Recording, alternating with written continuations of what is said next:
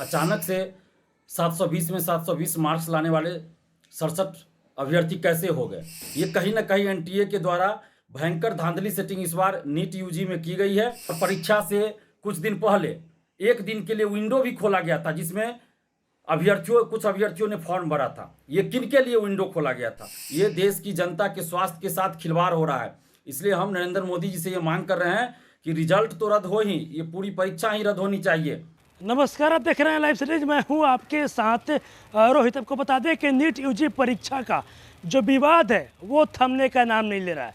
देखिए, लगातार जो विपक्ष के बड़े बड़े नेता हैं वो इस नीट परीक्षा पर सवाल खड़े कर रहे हैं। और वहीं देखिए, आज छात्र नेता दिलीप पीएम मोदी से आग्रह कर रहे हैं और बोल रहे हैं कि एग्जाम को रद्द किया जाए, सीबीआई जांच हो। देश के 24 लाख युवाओं के भविष्य का सवाल है। क्या कुछ करें छात्र नेता दिलीप?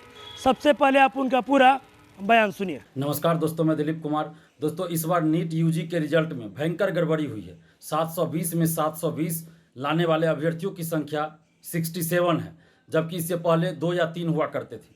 अचानक से 720 में 720 मार्क्स लाने वाले 67 अभ्यर्थी कैसे हो गए।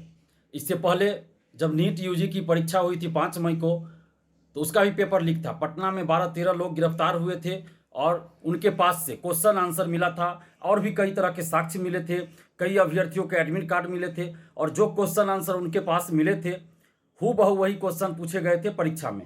पटना पुलिस ने शास्त्री नगर थाना में एफआईआर भी दर्ज किया था, जिसमें भी यह स्पष्ट रूप से लिखा था कि पेपर लीक कर कदाचार करते पकड़े गए। इसके बाद आप देखिए कि 718 719 मार्क्स लाने वाले भी कई अभ्यर्थी है, जो कि ऐसे संभव नहीं लगता। ग्रेस मार्क्स देने का कहीं भी कोई प्रावधान नहीं था। अचानक से कैसे ग्रेस मार्क्स आ गया? ये कहीं ना कहीं एनटीए के द्वारा भयंकर धांधली सेटिंग इस बार नीट यूजी में की गई है। और उस धांधली सेटिंग को छुपाने के लिए अब एनटीए के द्वारा 1563 अभ्यर्थियों के बारे में कहा जा रहा है कि उसको सिर्फ ग्रेस मार्क दिया गया और उसके लिए अलग से परीक्षा ले ली जाएगी। आखिर 1563 अभ्यर्थी को ही ग्रेस मार्क दिया गया, इसकी क्या गारंटी है? ये तो एनटीए कह रहा है। पहले तो एनटीए कह रहा था कि कोई गड़बड़ी नहीं हुई है। एनटीए ही कह रहा है कि 1563 अभ्यर्थियों को हमने ग्रेस मार्क दिया। और कितना किसको ग्रेस मार्क दिया, इसकी क्या गारंटी है कि एनटीए जो बोल रहा है वो सही बोल रहा है? हो सकता है ये 1563 नहीं बल्कि 50,000 अभ्यर्थियों को भी पैसा लेकर ग्रेस मार्क दिया होगा। ये तो पूरी तरह से धांधली सेटिंग की बात लग रही है। और परीक्षा से कुछ दिन पहले एक दिन के लिए विंडो भी खोला गया था, जिसमें कुछ अभ्यर्थियों ने फॉर्म भरा था। ये किन के लिए विंडो खोला गया था? अभ्यर्थियों के द्वारा तो फॉर्म भरने के लिए विंडो खोलने की मांग नहीं की गई थी कहीं से भी। न कहीं मीडिया में कोई खबर चली थी उस समय कि अभ्यर्थी ऐसा मांग कर रहे हैं। फिर अचानक से परीक्षा से ठीक कुछ दिन पहले क्यों ये विंडो खोला गया? किन अभ्यर्थियों के लिए खोला गया? तो एनटीए को ये भी आंकड़ा जारी करना चाहिए कि विंडो जब दोबारा खोला गया तो कितने अभ्यर्थियों ने फॉर्म भरा और उन अभ्यर्थियों को कितना मार्क्स आया है, ये भी डाटा जारी होना चाहिए। और पेपर लीक जो हुआ उसकी पूरी जांच होनी चाहिए। और हम केंद्र सरकार से मांग कर रहे हैं, मोदी जी से मांग कर रहे हैं, जो नरेंद्र मोदी जी ऐतिहासिक रूप से तीसरी बार देश के प्रधानमंत्री बने हैं, हम उनसे ये मांग कर रहे हैं कि 24 लाख देश भर के युवाओं के भविष्य से खिलवाड़ हो रहा है। और ये सिर्फ 24 लाख नीट के अभ्यर्थियों के साथ खिलवाड़ नहीं हो रहा है, बल्कि 140 करोड़ देश की आम जनता के स्वास्थ्य के साथ भी खिलवाड़ हो रहा है। यही जब डॉक्टर बनेंगे, फर्जी डॉक्टर, ये डॉक्टर नहीं बनेंगे, बल्कि जो सेटिंग से धांधली सेटिंग से जा रहे हैं, पेपर लीक करा कर जा रहे हैं, वो फर्जी डॉक्टर बनेंगे। तो कल किसी अस्पताल में कैसे इलाज करेंगे? सही से इलाज नहीं करेंगे। ये देश की जनता के स्वास्थ्य के साथ खिलवाड़ हो रहा है। इसलिए हम नरेंद्र मोदी जी से ये मांग कर रहे हैं कि रिजल्ट तो रद्द हो ही, ये पूरी परीक्षा ही रद्द होनी चाहिए। जब पेपर ही लीक है, किसी परीक्षा का पेपर ही लीक है, तो फिर उस परीक्षा के रिजल्ट का क्या मतलब रह जाता है?